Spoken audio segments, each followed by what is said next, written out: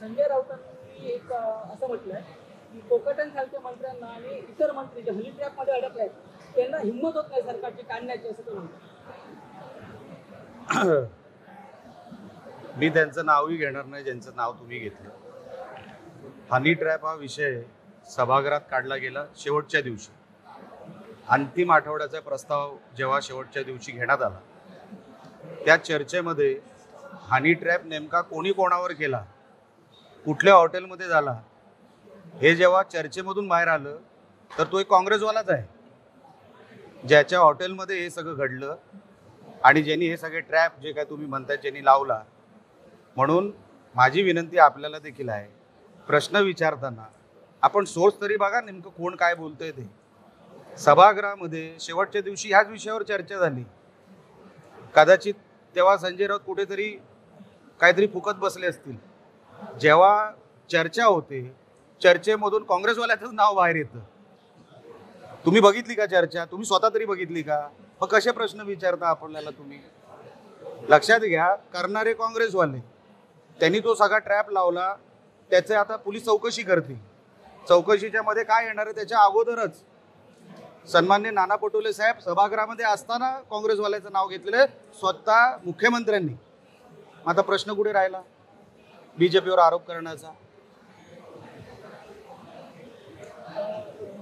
मुस्लिम धर्मगुरूंसोबत चर्चा करत आहे, काही बीजेपीचे मंत्री आत्महत्या करतील असं संजय राऊत म्हणतात.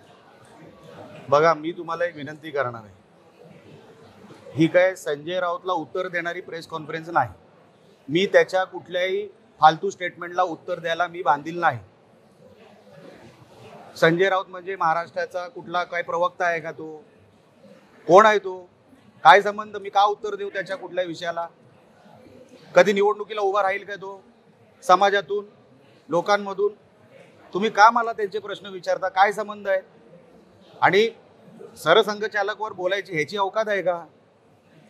पहिलं तर तुम्ही महाराष्ट्राच्या हिताचे प्रश्न विचारायला शिका. हा कोण माणूस आहे ज्याच्याबद्दल तुम्ही मला प्रश्न विचारता? मी बांधील नाही त्याच्या कुठल्या विषयाला उत्तर देण्यासाठी.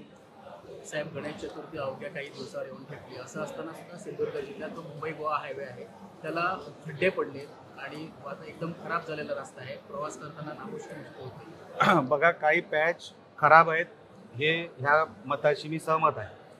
जो संगमेश्वर आणि तो जो मधला पॅच आहे त्या पॅचसाठी पर्याय मार्ग पण आपण तसा काढून ठेवलेला आहे, बनवून ठेवलेला आहे.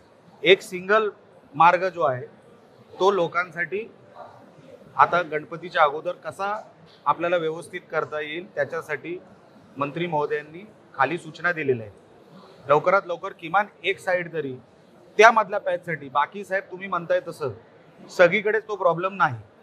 टनेलचं पण काम 100% आम्ही गणपतीपर्यंत पूर्ण करू. म्हणजे कशेडीचा जो टनेलचा भाग आहे तो पण पूर्ण होईल.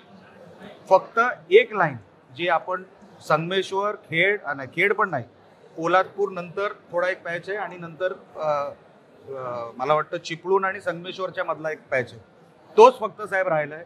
बाकी जिथे जिथे खड्डे आहेत ते भरण्याचं काम चालू आहे. किमान एक सिंगल वे प्रवाशांना चांगला मिळेल असे प्रयत्न खाली सूचना सन्माननीय मंत्री महोदयांनी दिलेले आहेत. रत्नागिरी 24 न्यूज चॅनलला आताच सबस्क्राइब करा आणि शेअर करायला विसरू नका.